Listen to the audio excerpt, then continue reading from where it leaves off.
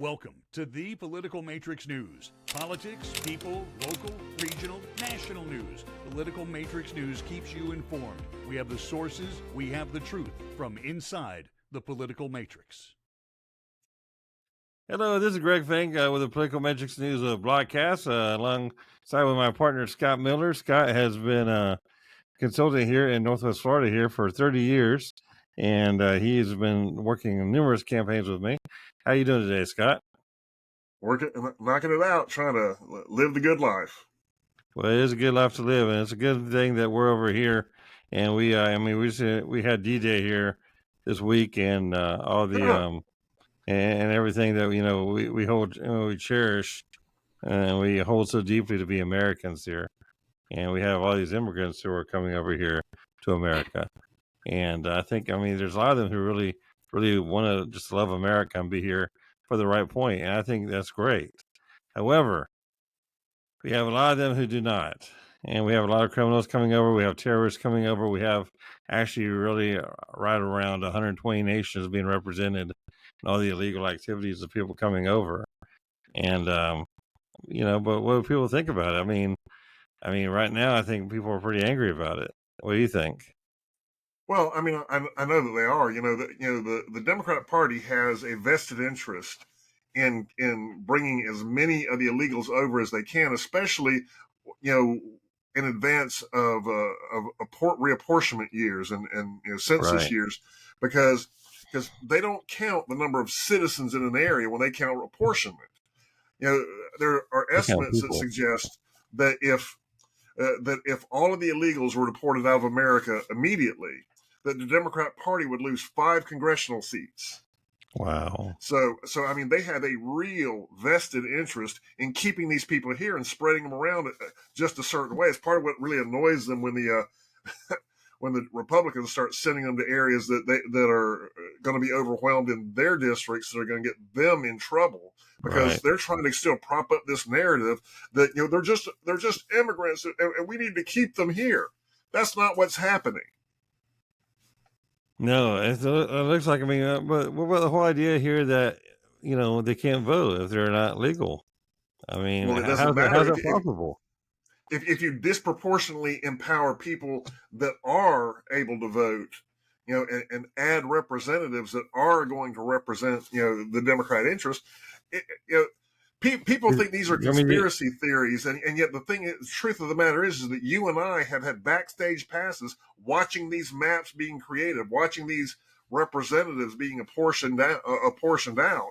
And we've seen these conversations take place with the leadership, certainly here in Florida. A lot of conversations I have a question about is that, and this is one thing I would like to do more research into, and I'll be perfectly, frank here. I'm totally ignorant on this.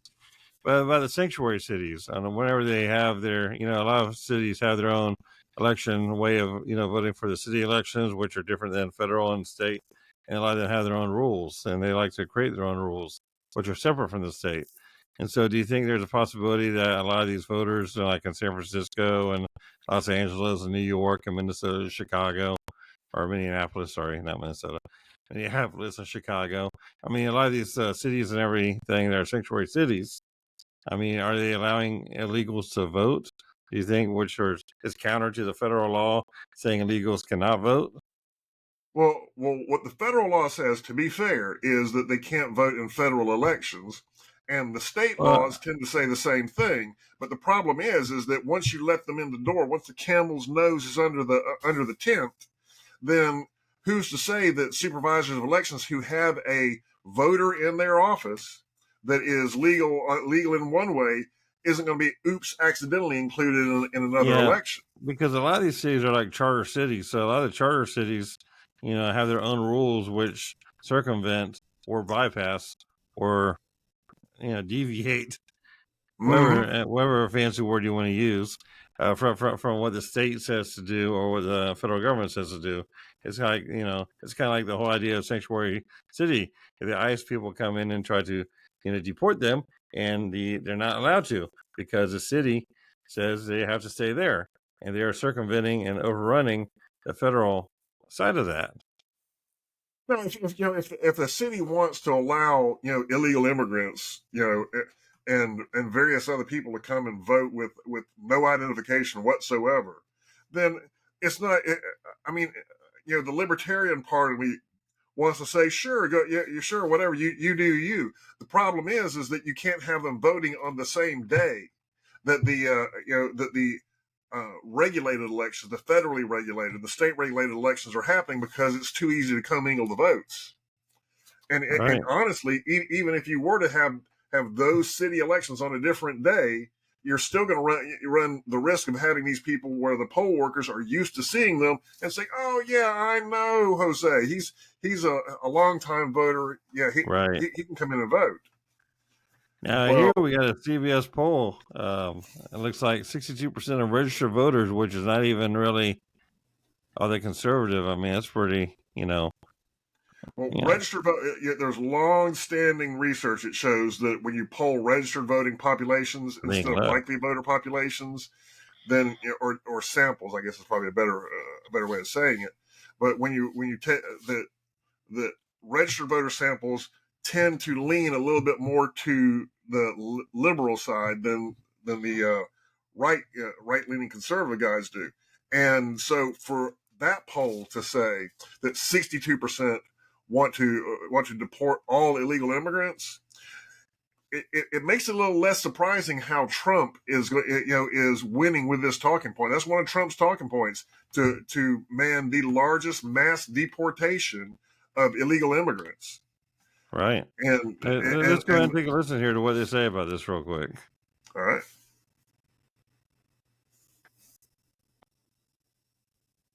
See if it'll work here. I am not like them or the others. To run through here real quick. I guess we got to pay for the. Yes, we had to go ahead and pay for the commercializing. Yeah, the decommercialization, right? Yes, thank you, Mr. Google, for doing this for us. We do appreciate it. Wow. Let's go ahead and see after here real quick. It's a wonderful Google ad, isn't it? You support a new government program that would deport all people living in the U.S. illegally. And that finds majority favor. That finds 6 in 10. It's strongest among folks who are MAGA. It's strongest among Trump supporters, but also from some Democrats as well. And I think that speaks to the general idea, not just that people see the border as a crisis, but also where we are in the campaign, where a lot of very dramatic or new proposals out there are finding favor here. So unpack that a bit, because this 62% of Americans favor deporting all undocumented immigrants.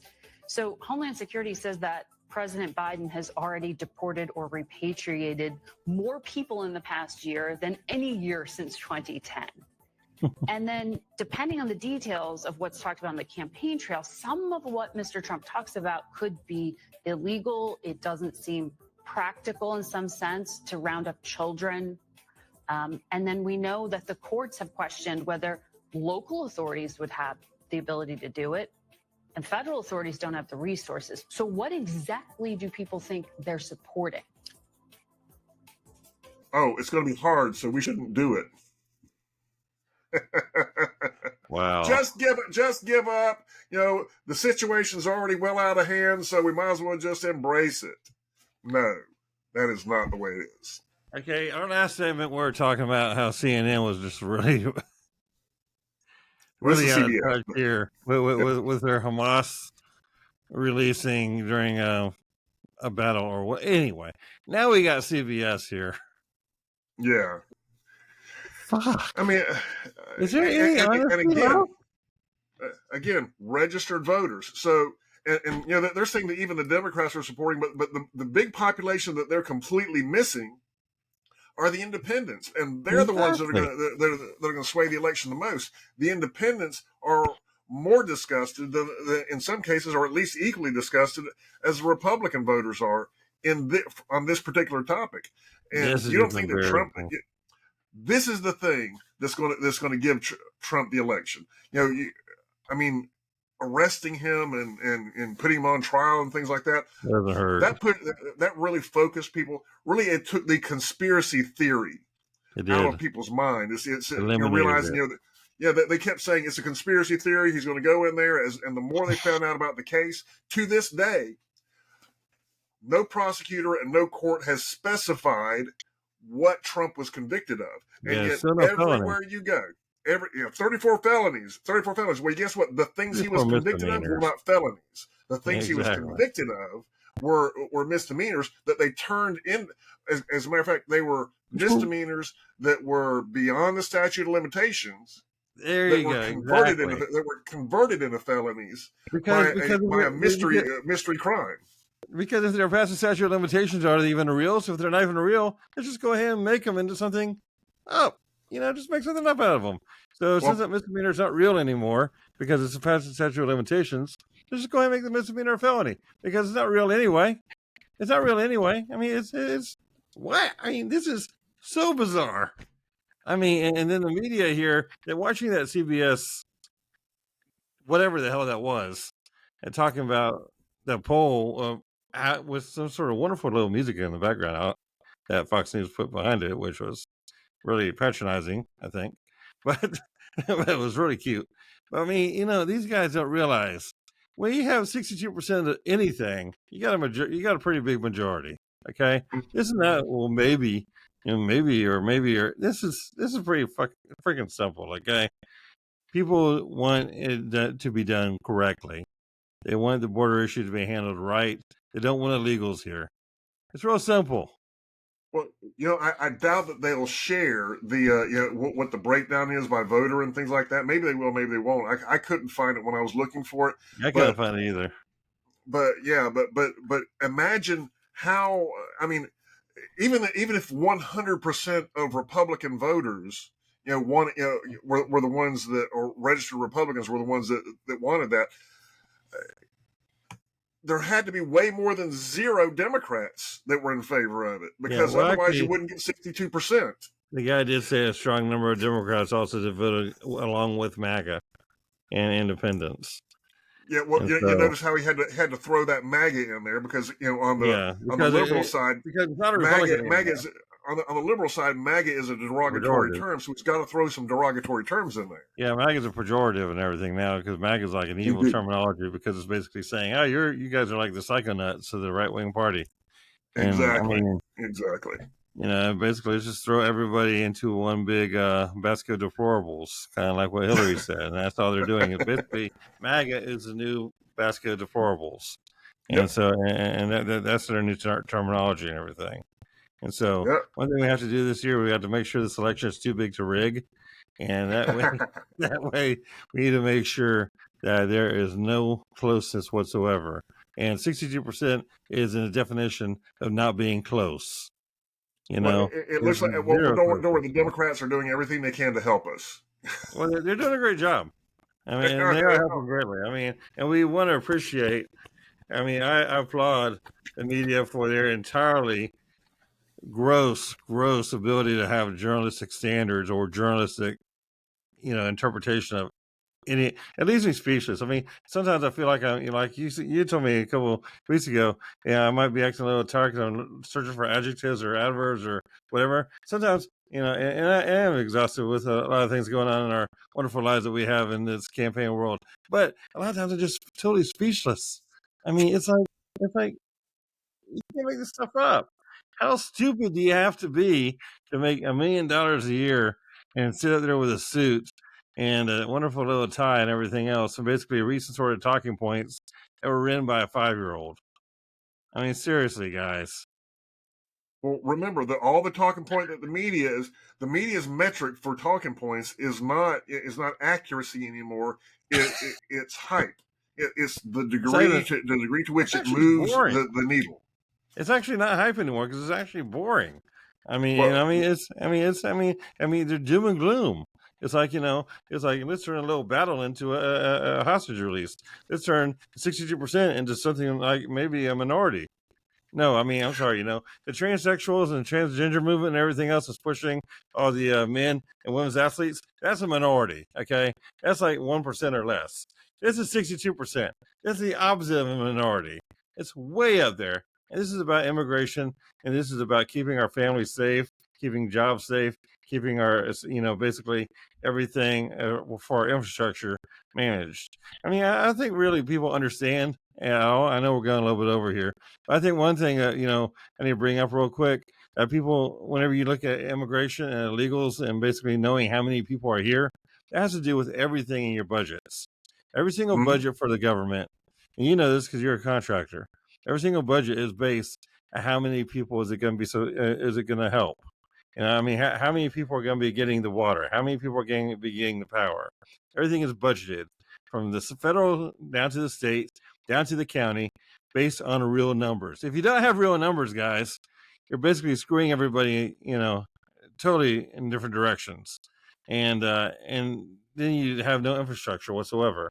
And this is why we have bridges falling down and trains going off rails and basically no funding for roads or schools. We have schools that are 80 years old and 90 years old all throughout Florida here because you don't have any budgeting, because you don't have real numbers. You have a lot of fake numbers because you have a lot of people coming over the border and we don't know who they are. We don't know how many there are. There's probably several tens of millions more than we even think. And that's something that the media has got to start realizing. They should start doing stories on that.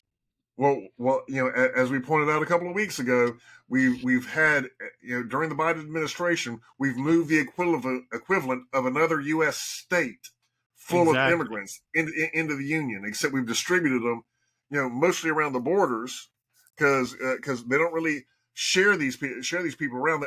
They put them where they'll have the maximum impact against the Republicans. And Biden's actually bragging. He actually bragged last week. He bragged about the Venezuela and the Haitians and the Cubans and all the political prisoners that he's still bringing to America without anybody's permission. He's doing it on his own, without Congress or any say-so of the courts or anything. He's doing this all through executive authority. And he's just bringing all these people over here and dropping them off here in America and bypassing all immigration laws and all immigration rules. He's still bragging about it as of last week. Well, I did think it was hilarious when they started, when he decided to fix the border, all right? His little proclamation to fix the border. You realize that what his version of fixing the border looks like is this, and they do not talk about this. I'm amazed that the Republicans aren't talking about this, but his border solution, has it so that if border crossings, if border encounters get up to 2,500 people a day, then they will shut down the entire border and not let anyone else come in until it drops to below 1,500 a day. So another way of saying that is that if you have, let's do a little quick math here. If 2,500 times 365 days is 912,000 people. Yeah, we're already above 2,500 already. Well, the thing is if we start, the level he finds acceptable is between 912,000 and 500,000 people crossing illegally a year. They're comfortable with those numbers. As long as you're between those numbers, then you're all good, son. Yeah. And we had over 1 million this last year. Exactly. So his executive order to shut down the border is just a whole bunch of smoke and mirrors anyway, because it's not meaningful. All that it is a campaign tactic to make it look like he's actually trying to do something. After 4 years, instead of encouraging people to come, he's trying to discourage them to come, when the reality is he's not even doing that. In all reality, it's basically political clickbait for the years, and that's all it is. I mean, he's basically just trying to say something that people will like grab onto. They hit a fundraising button. It's like, ooh, that sounds good.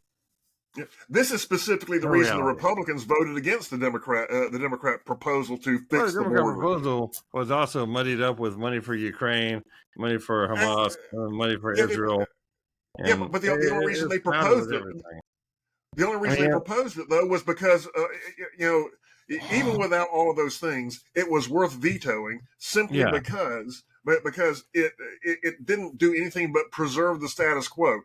Yeah. the parameters that they allowed people to come in are exactly like this. I mean, You know, one day they'll with put over actually. a million people, being Right. allowed to come in, and we're cool with that. Well, no, we're not. No, we're not. That's the I mean, problem. one day they'll actually do a bill that will be like, I don't know, segmented properly.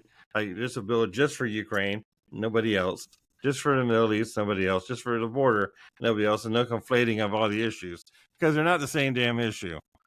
You know, everybody wants to keep saying it's the same thing. It is not. Not by any stretch of the imagination. You do a lot of work in infrastructure, everything else. I mean, you've been around doing a lot of contracting, even on that side of the political side and everything else, very, very much so. And I mean, your cousin was Greg Evers. He wrote some of the biggest bills for economic development and everything else throughout Florida here, and agriculture, tourism, and agriculture business, which is the biggest need for migrants and biggest need for immigrants is agriculture. But you still have to do it right. 25% of You Florida's gotta do it economy right. is agriculture. Exactly, but you have to do it right. You just cannot, do it, willy nilly like they're doing and breaking all the laws and breaking the backs of everybody else. But Yep. I think it's good. Yeah. Well, I know we went a little bit long here on the little ranting on that side there on my part, so I do apologize. But we're going to go ahead and be right back here, and we're going to close this segment here, the Political Matrix News, and we'll be right back.